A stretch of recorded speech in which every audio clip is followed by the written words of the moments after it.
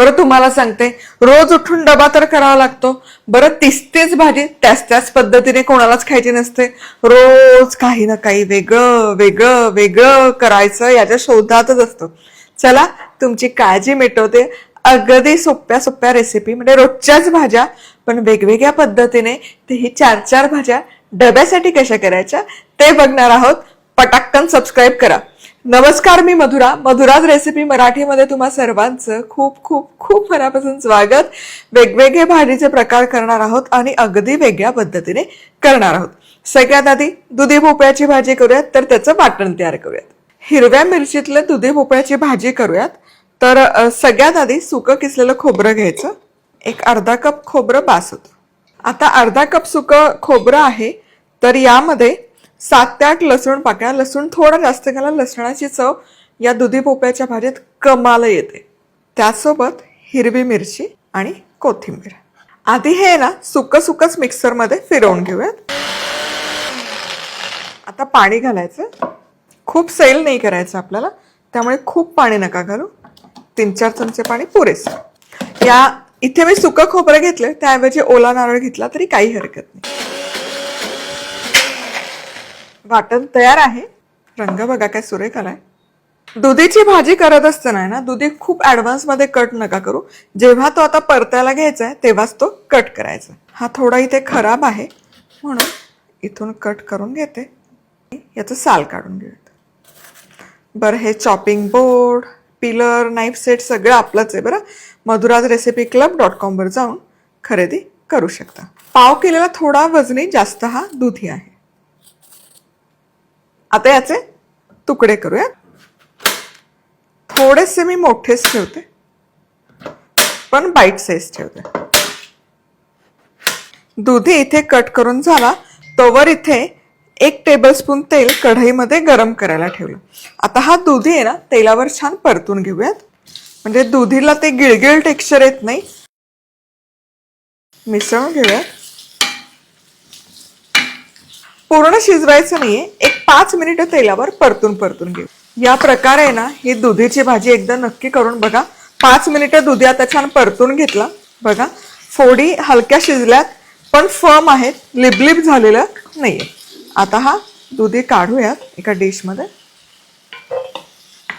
आता हा दुधी काढून झाला की जितकं तेल कढईत आहे त्याच तेलामध्ये आपण घालूयात जिरं. जिरं छान फुललं पाहिजे.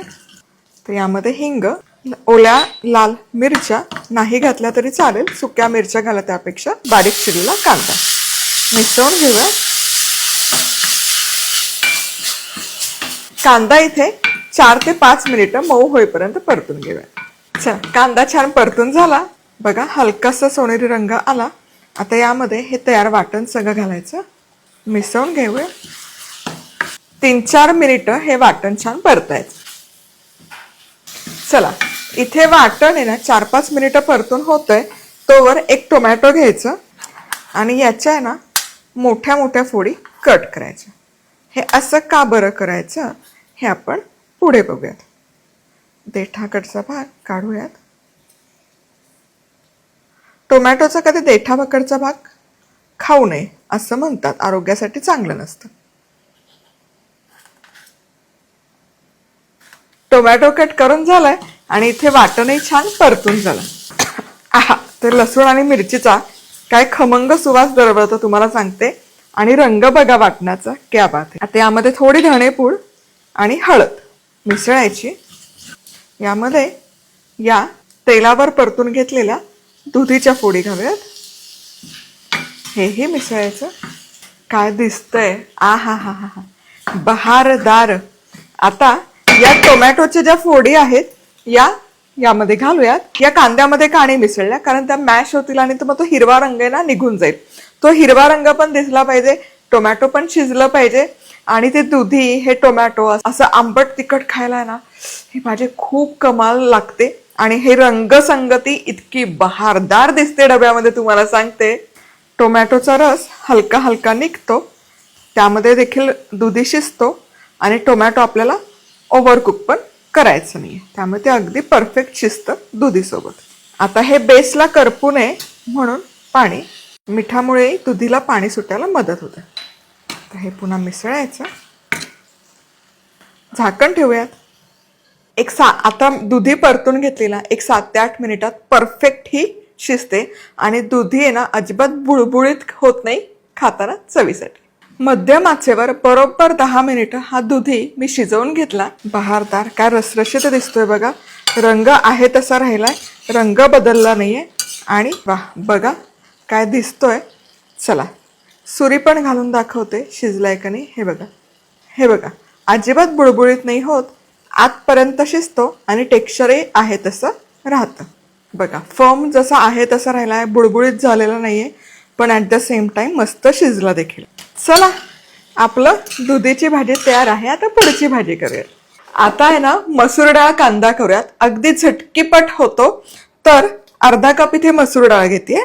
अख्खा मसूर असतो ना तो अगदी वेगळा, म्हणजे मसूरच डाळ आहे ही, पण त्याचं साल काढलं आणि 2 भाग केले की ही झाली मसूर डाळ. आता ही स्वच्छ धुवून घ्यायची, अगदी महत्वाची स्टेप. 2 ते 3 वेळा पाण्याने स्वच्छ धुवून घ्या. पाणी काढायचं डाळ धुतलेलं. तर यामध्ये पुरेसं पाणी घालायचं आणि खूप नाही, एक 10 ते 15 मिनिटं भिजत घालायची. मसूर डाळ भिजतीये तोवर पुढची तयारी करूयात. कढईमध्ये 2 टेबलस्पून तेल गरम करायला ठेवलंय. ते तेल तापतंय तोवर पटाकन कांदा चिरून घेऊयात.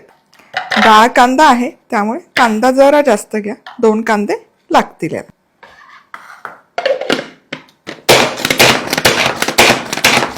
बघा तुम्हाला म्हणाले की नाही तेल तापेपर्यंत कांदा तयार होणार, आणि बघा झाला की नाही अगदी बारीक चिरून. आता तेल तापलंय, यामध्ये खमंग अशी फोडणी घालायची. सगळ्यात आधी मोहरी, जिरं, हिंग, लसूण. ठेचलेलं लसूण आहे, पेस्ट वगैरे नाहीये. आता हे मिसळायचं. लसणाच्या फोडणीचा असा कमाल सुवास दरवळतो तुम्हाला सांगते. आता यामध्ये घालूयात बारीक चिरलेला कांदा. मिसळायचा आणि हलका बदामी रंग येईपर्यंत कांदा परतून घेऊया. चला कांदा छान सोनेरी रंगावर परतून झाला तर यामध्ये टोमॅटो घालूयात बारीक चिरलेलं. हे देखील मिसळायचं. टोमॅटो परतून घ्यायची गरज नाही, यामध्ये लगोलग मसाले घालूया. आपला मधुराज रेसिपीचा मस्त असा कांदा लसूण मसाला, साधारण 2 चहाचे चमचे आणि सोबतच चमचाभर बॅडगी मिरची पावडर. हे दोनही मसाले किंवा सगळेच मसाले madhurajrecipeclub.com या वेबसाईटवरून खरेदी करू शकता. आता हे सगळं व्यवस्थित मिसळायचं. काय सुवास तरवळतो त्यात कांदा लसूण मसाला घातला की बहारदार काय दिसतोय मसाला. आता यामध्ये ही भिजवून घेतलेली मसूर डाळ घालूयात. यातलं पाणी शक्यतो काढून घ्यायचं म्हणजे ती डाळ बाधत नाही. चवीपुरतं मीठही घालूयात. आधी मिसळायची मस्त. आता यामध्ये गरम पाणी घालायचं. खूप गरम पाण्याची गरज नाहीये, अगदी अर्धा कप गरम पाणी पुरेसा आहे. डाळ शिजेल इतपतच. आता झाकण लावायचं. 10 मिनिटं ही डाळ छान वाफवून घ्यायची. पटकन शिजते ही मसूर डाळ, अजिबात जास्त वेळ लागत नाही. फक्त मध्ये मध्ये एकदा मिसळून घ्यायची. अगदी जेमतेम 4-5 मिनिटं वाफवली आहे ही डाळ कांदा. वाह, बघा काय सुंदर दिसते आणि जवळपास शिजत आली आहे. पण यातलं पाणी आहे ना बऱ्यापैकी कमी झालंय. आता ही चिकटू नये आणि कढईला खाली लागू नये म्हणून, आणि शिजावी पण छान, थोडंसं पुन्हा यामध्ये गरम पाणी घालते. सो पाणी एकदम नका घालू, लागेल तसं थोडं थोडं घालून शिजवून घ्या. पुन्हा झाकण ठेवून आणखी 5 मिनिटं वाफवून घ्यायची. चला डाळ मस्त इथे पूर्णपणे 10 मिनिटं वाफवून घेतली. वा, बहारदार. आता यामध्ये कोथिंबीर आणि चला वरची उचलून दाखवते, कारण मग परत शिजली का नाही कळणार नाही. हे बघा छान अशी मऊ शिजली. आणि ओव्हर कुक नका करू, नाहीतर मग ती फार गिचगिच होते आणि त्याचं टेक्स्चर निघून जाते. त्यामुळे ही जी शिजवली आहे ना ही अगदी अचूक परफेक्ट शिजली आहे डाळ. वा वा वा. आता या पुढे ना जास्त वेळ ही डाळ नका शिजवू, नाहीतर त्याचं टेक्स्चर सगळं निघून जाईल. तुम्हाला हवं असेल तर थोडी जास्त शिजवा, पण ही माझ्या दृष्टीने परफेक्ट शिजली आहे. आणि आणखी वाफेवरती राहते त्यामुळे ती तशी शिजत राहते. पण खूप जर आता शिजवत राहिला ना तर त्याचा पिठलं होईल, गोळा होईल. त्यामुळे ओव्हरकुक मसूर डाळ करायची नाही. पुढचा पदार्थ ना माझ्या अगदी आवडीचा आहे, मला प्रचंड आवडतं. तर आपण करूयात टोमॅटोची भाजी, ज्याला आम्ही टोमॅटोची चटणी देखील म्हणतो. तर 2 पळीभर तेल गरम केले, थोडं तेल जास्त लागतं या चटणीला. खमंग अशी फोडणी, मोहरी छान तडतडायला सुरुवात झाली की जिरं, लसूण बारीक चिरलेला, हिंग, कढीपत्ता हे मिसळायचं. लसणाच्या फोडणीची एवढी कमाल चव येते ना. आता यामध्ये बारीक चिरलेला कांदा, खूप शिजवायची गरज नाही, हलकासा मऊ होईपर्यंत कांदा भाजून घ्यायचा. चला, कांदा इथे छान परतून झाला, हलकासा सोनेरी रंग यायला सुरुवात झाली आहे. आता यामध्ये मसाले घालायचे. अर्थातच गोडा मसाला आपलाच आहे, सांगायची गरज आहे का. त्याचसोबत लाल तिखट, चवीपुरतं मीठ, मिसळायचं. मसाले घातले की काय कमाल सुवास तरवळतो तुम्हाला सांगते. आता यामध्ये हे बारीक चिरलेले टोमॅटो घालायचे. 4 टोमॅटो इथे मी घेतले, मिसळायचे आणि 5-6 मिनिटं फक्त परतून घ्यायचं. हलकसं टोमॅटो मऊ झालं पाहिजे. टोमॅटोचं टेक्स्चर अगदीच घालवायचं नाही आहे आपल्याला, पण ते मऊ झालं देखील पाहिजे, टचटच नाही राहिलं पाहिजे. आणि पाण्याचा अजिबात वापर करायचा नाही, असंच हे तेलावर परतून घ्यायचं. आहा, काय भाजी दिसते, काय सुवास तरवळतोय. जेमतेम 5 मिनिटं फक्त परतून घेतली. रंग बघा, टेक्स्चर बघा, आहा आहा हा, बघा काय दिसतंय. आता यामध्ये गूळ अगदी मस्ट आहे. आंबट गोड तिखट अशी चव छान लागते. खूप सारी कोथिंबीर आणि भाजलेल्या दाण्याचा कूट हाही मस्ट आहे.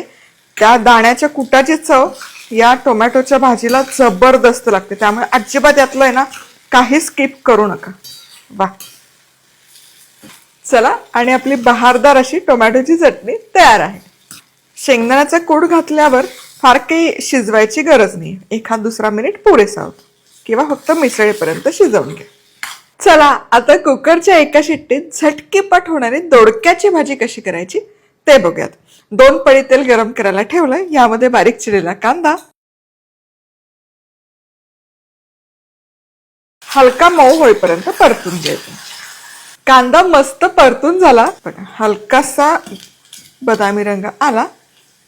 तर यामध्ये बारीक चिरलेला टोमॅटो घालूयात, परतायच्या. त्यासोबत आलं लसूणची पेस्ट हेही मिसळून घेऊया. आता हे 1 मिनिटभर फक्त परतून घेऊयात, खूप वेळ परतायची अजिबात गरज. चला, आता यामध्ये मसाले घालूयात. अर्थातच सगळ्यात आधी आपला संडे मसाला, 1 चमचा संडे मसाला, तर अर्धा चमचा गोडा मसाला, 1 चमचा बेडगी मिरची पावडर, चवीपुरतं मीठ. हे असं वेगवेगळ्या मसाल्यांचं कॉम्बिनेशन केलं ना की भाजीला तीच चव येत नाही आणि भाजी चवीला अफलातून लागते. काय घमघमाट सुटलाय मसाल्यांचा तुम्हाला सांगते. आता यामध्ये रंग पण सुरेख आलाय. आता ही भिजवलेली चणा डाळ आहे, एक 4 ते 5 तास भिजवून घेतली, स्वच्छ धुवून. त्याचबरोबर दोडक्याचा शिरा काढून त्याच्या अशा फोडी करून घेतल्या, याही घालून. तर हे मिसळायचं.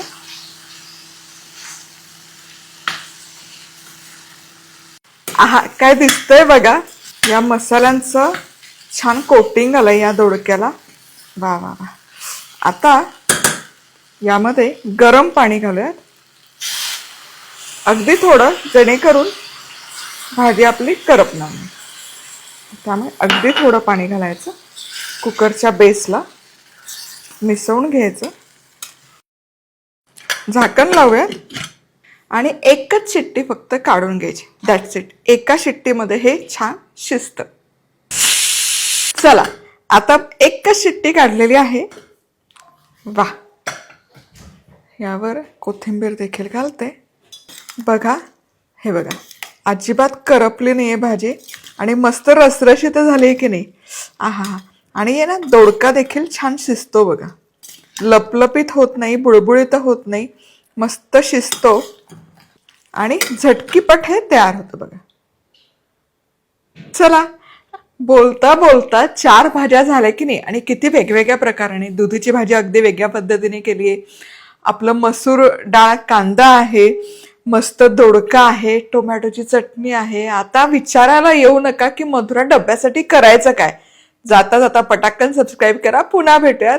तोवर मस्त राहा, खुश राहा, आनंदी राहा, सगळ्यात महत्वाचं खात राहा.